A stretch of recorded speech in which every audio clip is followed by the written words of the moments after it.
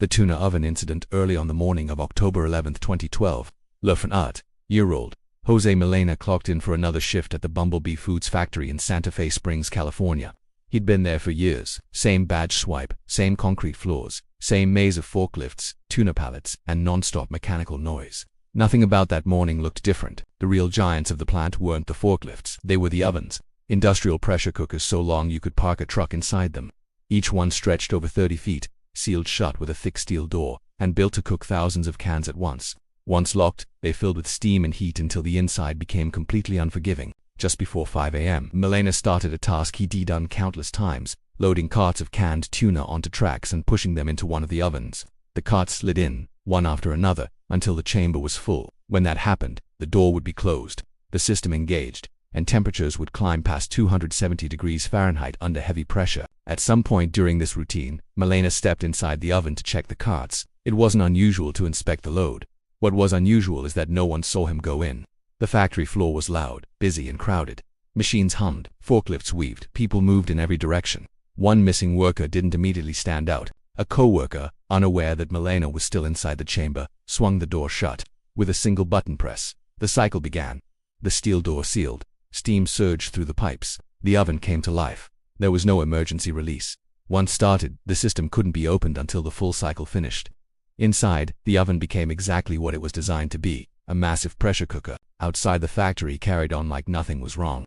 For 2 full hours, operations continued. Ovens ran, alarms beeped, pallets moved. Milena's station sat empty, unnoticed among hundreds of moving parts and people. Only when the timer expired did anyone realize something was terribly wrong. Workers opened the oven expecting rows of cooked tuna. Instead, they found their co-worker, Jose Milena, had been sealed inside the machine for the entire 2-hour process. Investigators later described the incident in blunt, almost unreal terms. A man had died inside an oven meant for fish. No collapse, no explosion. Just a normal shift that ended in one of the most disturbing industrial accidents in California history. A routine morning, a familiar machine, and a mistake so final it still sounds impossible. The acid tank incident. On February 9, 2019, Daniel Hill, 54, clocked in for his shift at Michigan Seamless Tube in South Lyon, Michigan. He wasn't brand new to the plant, but he was still learning one of its worst jobs, inspecting the acid tanks. And these weren't small containers. They were wide-open vats filled with sulfuric acid, heated to around 160 degrees Fahrenheit, used to strip rust off steel tubes before processing. Basically, giant open pools of do not fall in. Just after noon, Hill walked along the metal platform above one of these tanks. The air was heavy with chemical fumes, sharp enough to sting your nose. Acid mist coated the area, leaving the floor slick and unforgiving. At around 12:20 p.m., physics did what physics does. Hill lost his footing and went straight over the edge, into the acid below. Co-workers nearby reacted instantly. They rushed over and pulled him out within moments. But with sulfuric acid, seconds matter. By the time they got him free, the damage was already overwhelming. The chemical had soaked through his clothes on contact, attacking his body immediately. Witnesses later said the scene was something they would never forget. They dragged him to an emergency shower and flooded him with water, trying desperately to dilute and wash away the acid. Hill was still conscious, screaming in pain as they worked. The injuries were extensive, covering most of his body. Paramedics arrived quickly and rushed him to the University of Michigan Hospital in Ann Arbor. Doctors did everything they could, but sulfuric acid doesn't negotiate.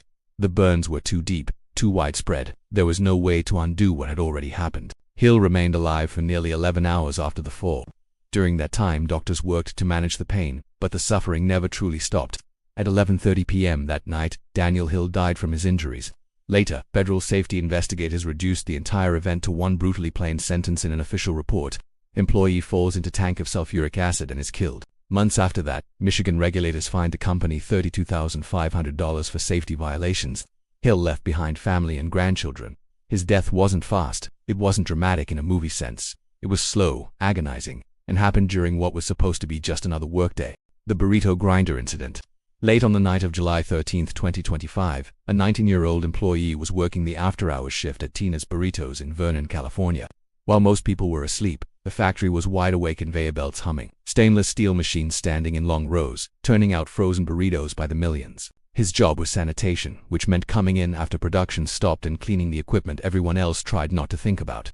That night he was assigned one of the worst tasks in the building, cleaning the industrial grinder used to mash meat and beans. This wasn't a kitchen appliance, it was a machine the size of a small car, built to destroy food in seconds. Around 9:30 p.m., the routine turned deadly.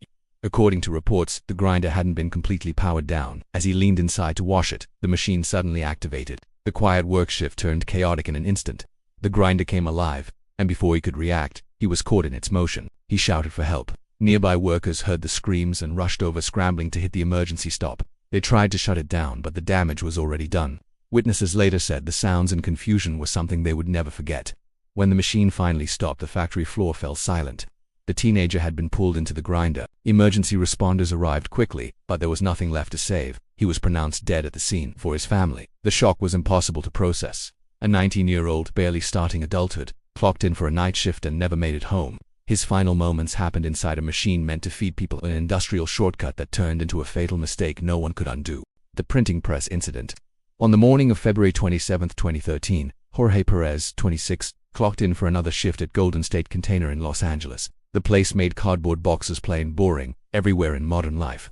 The factory itself was anything but quiet. The floor was ruled by gigantic printing presses, each one about the size of a truck, packed with rollers and drums that punched, stamped, and sliced cardboard all day long. These machines never really rested. Metal slammed against metal, over and over, until the noise stopped feeling loud and just became the background of your life. Perez wasn't new to this environment. He knew the presses were fast, strong, and unforgiving. Whole sheets of cardboard vanished between the rollers in seconds. Everyone knew the rule: don't get too close. But after enough shifts, danger starts to blend into routine. That day, Perez was working beside one of the largest presses in the plant. It ran smoothly, just like always, the rollers turning without pause. At some moment, no one knows exactly when, he stepped a little too near. That was all it took. The machine grabbed him instantly. The press sounded different right away. Nearby workers noticed the rhythm was off. Then they heard shouting. Perez had been pulled into the rollers. People ran toward the machine and slammed the emergency stop. The press shut down, but it didn't let go. He was stuck deep inside, pinned by a machine built to crush cardboard with ease. Firefighters arrived soon after.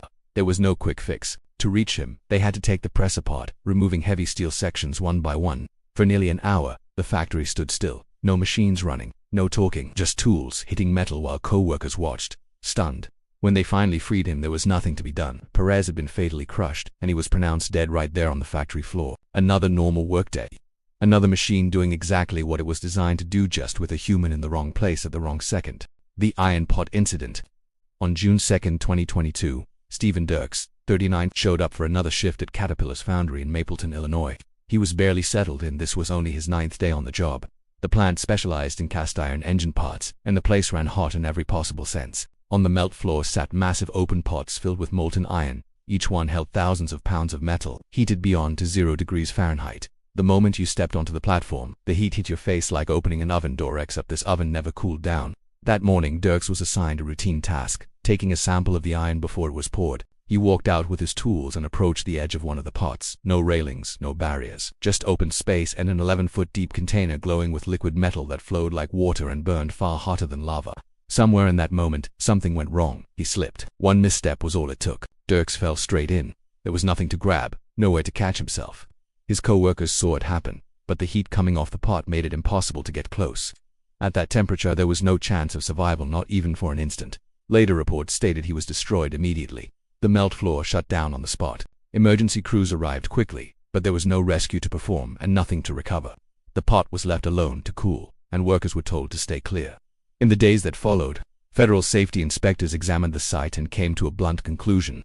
The company had failed to protect workers from fall hazards around molten iron. Caterpillar was fined $145,027. Stephen Dirks left behind 3 children, 1 ordinary work task, 1 missing safeguard, and a mistake that couldn't be undone.